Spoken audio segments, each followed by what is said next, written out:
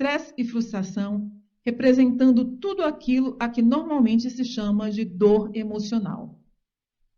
Como a primeira experiência da criança com o cão foi intensamente dolorosa, todas as memórias dessa experiência terão energia negativa, dolorosa e desagradável. E qual será o resultado dessa energia na percepção da criança em relação a qualquer outro cão? Medo, é óbvio. Cada um de nós, num momento ou noutro, já testemunhou uma situação em que alguém sentiu medo de algo, quando, da nossa perspectiva, não havia a mais pequena razão para isso. Provavelmente pensamos que aquele medo era irracional. Mas será o medo dela menos racional do que, digamos, o seu medo ou hesitação em realizar o próximo trade quando perdeu dinheiro no seu último? Usando a mesma lógica, um trader de topo diria que o seu medo é irracional, porque a oportunidade deste momento presente não tem absolutamente nada a ver com o seu último trade. Cada trade é simplesmente uma oportunidade única, com um resultado incerto e estatisticamente independente de todos os outros trades. Percepção e risco. Como vimos, o mesmo risco pode ser percebido de modo diferente por duas pessoas distintas. Para uma, pode ser completamente irracional. Quando a criança se deparou com o cão pela primeira vez, estava cheia de curiosidade e entusiasmo. De que maneira sua mente processou a informação que a colocou imediatamente num estado de medo nas próximas vezes em que encontrou outros cães? Se o medo é um mecanismo natural de proteção, o que fez dizer à mente da criança que deveria sentir medo de outros cães? O que aconteceu com a curiosidade dela? Certamente haverá muito mais o que aprender sobre a natureza dos cães, ainda mais quando lembramos que nossas mentes têm uma capacidade de aprendizagem ilimitada. O poder da associação. Por mais complexas que possam parecer essas questões, é possível respondê-las com bastante facilidade. As nossas mentes têm uma característica estrutural inerente que nos faz associar e ligar algo que existia no ambiente externo, que seja semelhante em qualidade, características, propriedades ou traços, a algo que já existia no nosso ambiente mental interno sob a forma de memória. Em outras palavras, no exemplo da criança com medo de cães, qualquer outro cão que ela encontre mais tarde a fará sentir dor emocional. Basta que sua mente faça a ligação da memória com o que ela está vivenciando no momento. Esse processo de associação é algo que acontece de forma automática em nossas mentes. É tão involuntário quanto as batidas do coração ou os movimentos peristálticos. Vou tentar decompor esse processo causa-efeito nas suas partes mais elementares. Pode parecer um pouco abstrato, mas a compreensão desse processo é muito importante para libertar o seu potencial no sentido de se tornar um trader de sucesso consistente. Primeiro, existe energia estruturada externa à criança e energia estruturada no interior da criança. A energia exterior, dessa vez, tem uma carga positiva. O cão é amigável, brincalhão. A energia interna da criança é uma memória com carga negativa, fruto do trauma sofrido com o primeiro cão. Tanto a energia interna como a externa têm potencial para se manifestarem através dos sentidos da criança. A energia externa pode funcionar de forma agradável para a criança, mas lembre-se, este tipo de informação de um cão carinhoso, amoroso, são características que a criança ainda não experimentou. Tal qual o exemplo do gráfico de preços que apresentei anteriormente, a criança não conseguirá perceber aquilo que ainda não aprendeu. A energia interna também tem potencial e está só à espera para se manifestar.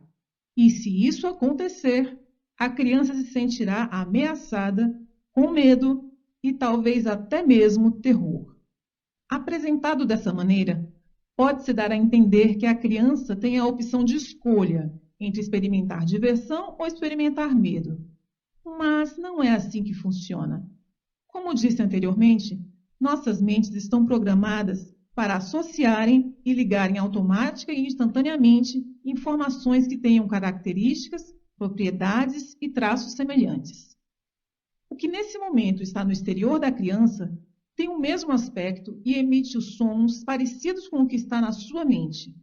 Se essa semelhança for suficientemente grande, a ligação ocorrerá e a energia com carga negativa que está na criança será libertada por todo o seu corpo. O que acontece em seguida é o que os psicólogos chamam de projeção. Vou referir-me a isto apenas como uma outra associação instantânea, que faz com que a realidade da situação do ponto de vista da criança pareça ser uma verdade absoluta e inquestionável.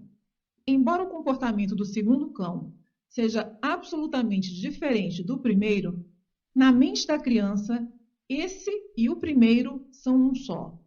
Assim, em vez de olhar para este novo encontro como uma oportunidade para experimentar algo novo, ela perceberá algo agressivo e perigoso. De fato, que indicação a criança poderia ter de que a sua experiência com cães não é absoluta e inquestionável? E da nossa perspectiva? Não. No entanto, do ponto de vista da criança, como poderia ser outra coisa senão a verdade absoluta? Que alternativas teve? Primeiro, não pode vislumbrar alternativas sobre as quais nada aprendeu. E é extremamente difícil aprendermos algo novo se estivermos com medo, porque, como já sabemos, o medo é uma forma de energia muito debilitadora. Faz-nos retroceder, ficar à defesa, fugir e estreitar a nossa atenção. Tudo isso dificulta muito, se é que não impossibilita, abrir a nossa mente para aprender.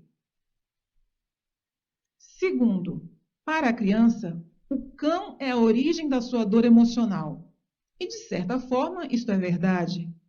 Então, não faz a menor diferença o modo como o cão se comporte ou o que alguém possa dizer para tentar convencê-la que aquele cão é bonzinho, porque a criança irá sempre interpretar a informação que o cão gera de si próprio de um ponto de vista negativo. Ela não tem a mais leve noção de que sua experiência de dor emocional, medo, terror, é totalmente autogerada. Se esse processo é possível para uma criança, será também possível os traders autogerarem as suas experiências de medo e dor emocional quando interagem com sinais do mercado e estarem perfeitamente convencidos de que estão completamente justificados pelas circunstâncias? A dinâmica psicológica básica funciona exatamente da mesma maneira. O objetivo do trader é basicamente detectar as oportunidades disponíveis, não as ameaças.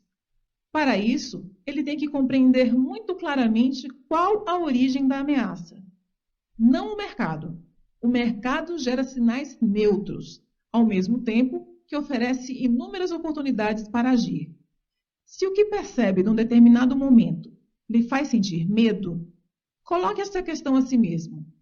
Será a informação estruturalmente ameaçadora ou estarei a experimentar o efeito do meu próprio estado de espírito refletido de novo em mim, como no exemplo dado?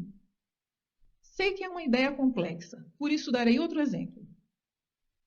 Imagine um cenário em que você perdeu dinheiro nos seus 2 ou 3 últimos trades.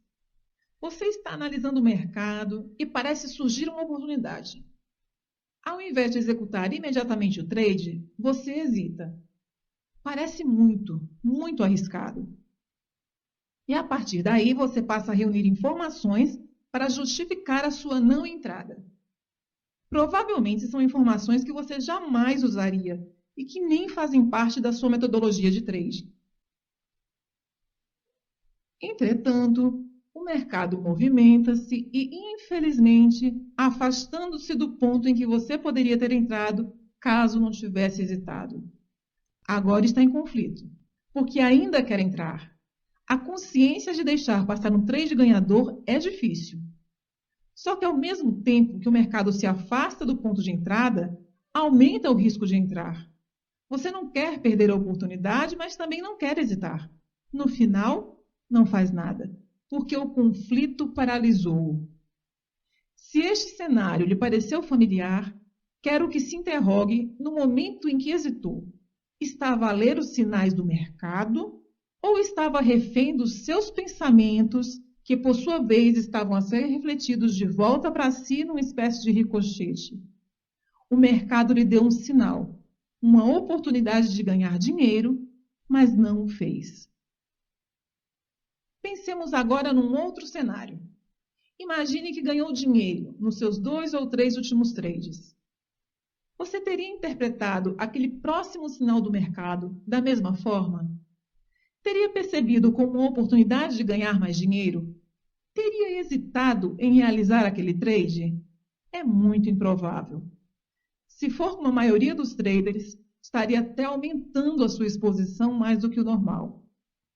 Em ambas as situações, o mercado gerou um mesmo sinal. O que mudou foi o seu estado de espírito, negativo ou positivo. Se conseguir aceitar o fato de que o mercado não gera sinais com carga positiva ou negativa, então a única forma de a informação assumir uma carga positiva ou negativa é dentro de sua mente e depende da forma como a informação é processada. As nossas mentes associam constantemente a informação que nos chega do exterior com aquilo que já sabemos, fazendo com que pareça que as circunstâncias externas e a nossa memória, características ou convicções a que estas circunstâncias estão associadas sejam exatamente as mesmas. É isso que fez o primeiro trader, após uma sequência de perdas, sentir-se ameaçado pelo sinal dado pelo mercado, fazendo com que lhe parecesse excessivamente arriscado. Da mesma maneira, o segundo trader, vindo de uma sequência de ganhos, criou um estado de espírito positivo, fazendo-lhe perceber o sinal dado pelo mercado como uma oportunidade de risco menor. E isto explica a tentação de se comprometer em excesso.